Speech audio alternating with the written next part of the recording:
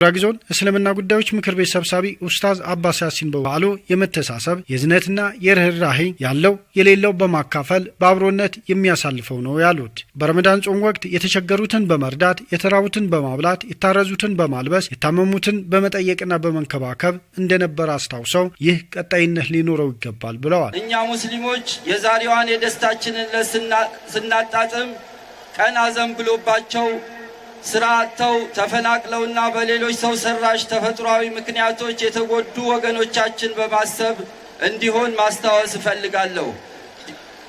ዲናችን ተካፍሎ መብላት ያለው ለሌለው መስጠት መርህ ላይ የተገነባ መሆኑ መዘንጋት የለብንም። ከፀሐይ በታች ሁሉም ነገር አላፊና ከንቱ ነው።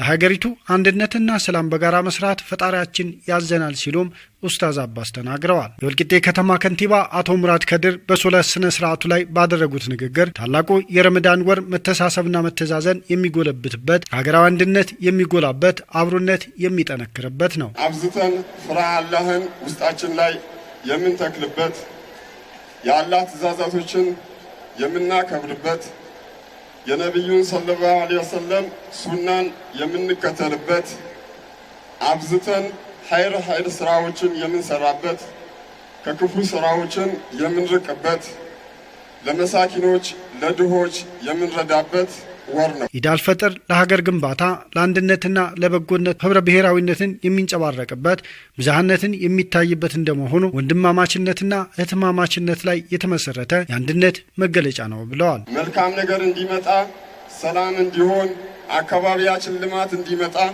ከምን ጊዜውም በላይ እጃችን ወደ ላይ ከፍ አድርገን አላህን የምንማጸንበት ወንድማማችነትና እህትማማችነት አብዝቶ እንዲጎለብት ዱዓ የምናደርግበት ወር በመሆኑ ነው ማለት ነው።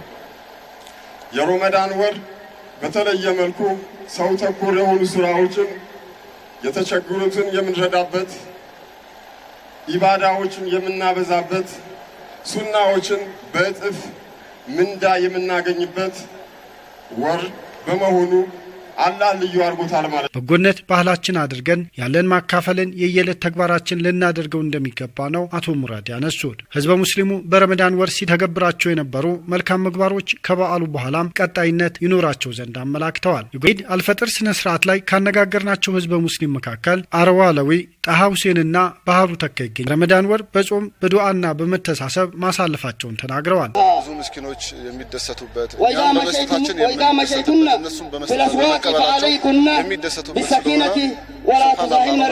ነገር ነው። በመደጋገፍ በመፈቃቀር በስጦታ በተለያየ ነገር ነው ያሳለፈው ያቅሙን ያህል። በዓሉ ሲያከብሩም የተቸገሩ ወገኖችና አቅም የሌላቸውን በማካፈልና ፈጣሪያቸውን በማመስገን እንደሆነም ገልጸዋል። ተሰባስቦ ሁሉም በአንድ ላይ የሰገደበትና በጣም በጥሩ ሁኔታ ያሳለፍንበት ሰላት ነው ብዬ ነው ማምነው።